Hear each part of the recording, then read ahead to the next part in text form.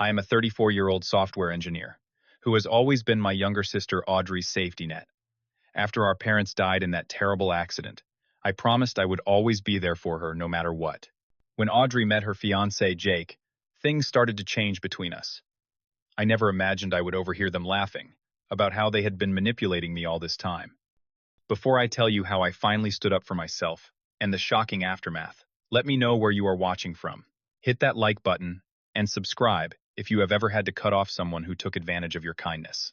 Growing up in a middle-class neighborhood in Portland, my parents worked long hours at our family hardware store to provide for Audrey and me. Being 8 years older, I naturally took on responsibility for my sister from an early age. While our parents struggled to keep the business afloat, I made sure Audrey had someone to help with her homework, attend her school events, and be there when she needed emotional support. We developed a special bond through those difficult times. I still remember how she would wait by the window every afternoon for me to come home from high school. Her face would light up when she saw me walking up our driveway, backpack slung over my shoulder. Those small moments created an unshakable connection between us that I thought would last forever. Our lives changed dramatically when I was 22 and Audrey was 14.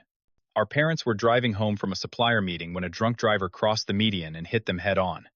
Neither survived the crash. I was in my final year of college, but there was never any question about what would happen next. I postponed my career plans to raise my teenage sister. The first year after their death was the hardest. Audrey withdrew into herself, struggling with grief while navigating the social complexities of high school. I used the modest life insurance payout to maintain our family home, wanting to provide her with as much stability as possible. Many nights I would hear her crying through the thin walls of our house, and I would sit with her until she fell asleep. My own dreams took a back seat as I picked up part-time work wherever I could find it while finishing my degree.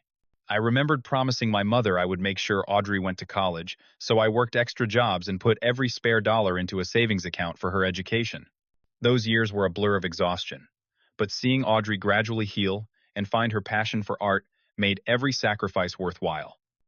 By the time I turned 30, I had managed to build a successful career in software engineering.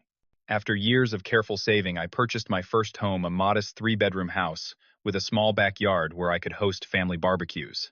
I made smart investments that finally created the financial security I had been working toward. For the first time since our parents died, I felt like I could breathe easy. What gave me the most joy was being able to help Audrey comfortably. When she got accepted to art school, I covered her tuition and living expenses. Watching her walk across the stage at graduation, I felt an overwhelming sense of pride and accomplishment. Our parents would have been so proud of both of us. Unfortunately, Audrey struggled to find her footing after college. The competitive art world was not kind to new graduates, and she bounced between gallery assistant jobs and freelance gigs that barely covered her expenses.